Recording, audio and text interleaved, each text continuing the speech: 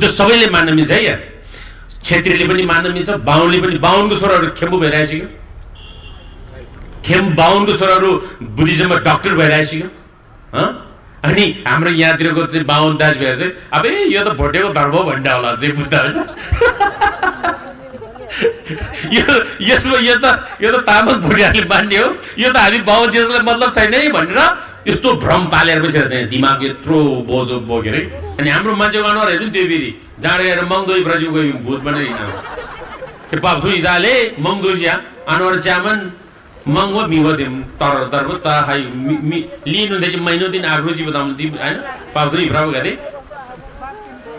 ते महिनो दिन दे लि हाई मै आग्रो मिनुन जामा चबङ नाइसी उज दैदाले प्रजिब दामला अनि थेनुन थेजेन दामगा जङ लाउन बिरी अबे बङ्गिदाले हैन किन भन्दा मान्छेले हामीले यतिसम्म तोकेर राख्दै कि हाम्रो समुदायले यो मत खाने समुदाय भयो। अब म तामाङको छोरा हो, मैले मत खाँदैन, अब म मतौली भयो त भएन नि। त्यो नेपाली शब्द सागरमा गएर हेर्नुस् त्यहाँ मतौली भने के भन्छ मत खाएर मार्नेलाई मतौली भनेको छ त्यहाँ। अनि हामी कुनै मतौली होइन, मतौली भन्नु हुँदैन है फेरि तामाङले तारे मतौली बिच बिचमा सुङ्गुरी प्लाट छेक्दो हुन्छ मतौलीमा मतौली पङ माधवले हामीमै मतौली भनेको मत खाएर मार्ने जातले भनेको मातले मान्छेले भनेको खास यहाँ जात विषयले तोकेको होइन, त्यहाँ चाहिँ व्यक्तिले भनेको। त्यस कारणले यदि अन्य अर्को जातले पनि मत खाएर मार्छ भने त्यो पनि मतौली हो। अब बाहुन छेत्रीको छोराले बाहुनको छोराले जाड खाएर मार्यो भने त्यो मतौली भयो। त्यो अब तामाङको छोरा मात्रै मतौली भन्नु पाउँदैन है। त्यस कारणले यो कुरोहरू शब्दले पनि मान्छेले धेरै अर्थ राख्छ भनेको। समुदायले हिजोको दिनमा हामीलाई यतिसम्म चाहिँ मान्छेले गिराएर यतिसम्म चाहिँ हामीलाई यस्तोसम्म चाहिँ तल्लो स्तरको नाम दिइरहेको। त्यस कारणले आजको 21औं शताब्दीको तामाङ यो मतौली हो त होइन नि।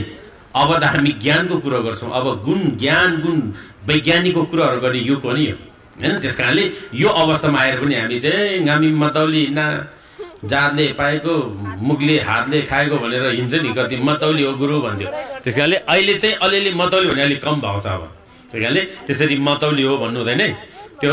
अनि त्यो जान्ने बुझ्ने मान्छे हाँस्छ फेरि तपाईँ त्यो मतौली भन्यो भने यो त मार्ने यो त झाड खाने जड्या पो रहेछ भन्नु फेरि। त्यही कारणले मतौली भनेको चाहिँ जड्या भनेको, जड्या अर्को उपभाषामा चाहिँ जड्या भनेको झाड खाने जड्या भन्छ नि, झाड खाने हो। त्यही कारणले यतिसम्म गिराएर मान्छेले हामीले यति तल्लो स्तरसम्म हामीलाई यसरी वर्गै छुट्याइदियो। त्यस कारणले हामी यसरी चाहिँ हामी हुँदैन। त्यस कारणले भगवान् बुद्धले के भन्नुभयो पञ्चशीलको अन्तिम 5औं बुद्धमा के भन्नुभयो हो यो मद मदिरापान सेवन नगर बाबु, तिमी मद मदिरापान खान्छस् भने तिम्रो जिन्दगी उयो धुलो जस्तो तिम्रो भ्याल हुँदैन भने।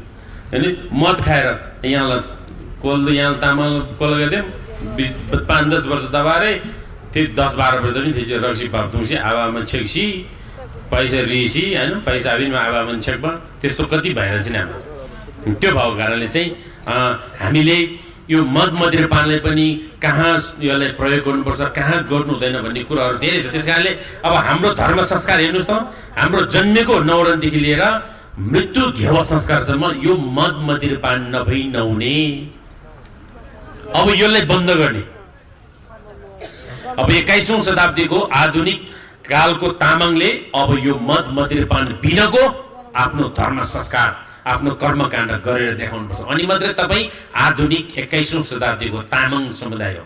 होइन भने उहिलेको कुरा त्यो जङ्गलीको कुरा ल्याएर पाप थान्दोलो जुरिम हान थेल्लामा पैँताला बिस्दाले त्यो गर्न थाल्यो भने तपाईँ फेरि त्यो भएन। त्यस कारणले के हो त भन्दा चाहिँ त्यसलाई कसरी युज गर्ने कहाँ युज गर्ने त्यसलाई चाहिँदो भन्दा धेरै प्रयोगमा ल्याउन थाल्यो भने। अनि हामी अहिलेसम्म नेपालमा लाखौं लाख तामाङ जनसङ्ख्या छ।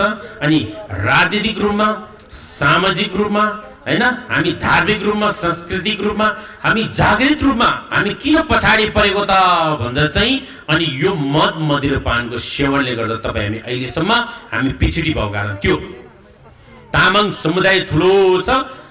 80% तामाङ समुदाय छ। अदालत टिचर मास्टर हेर्यो भने सबै अर्को समुदाय।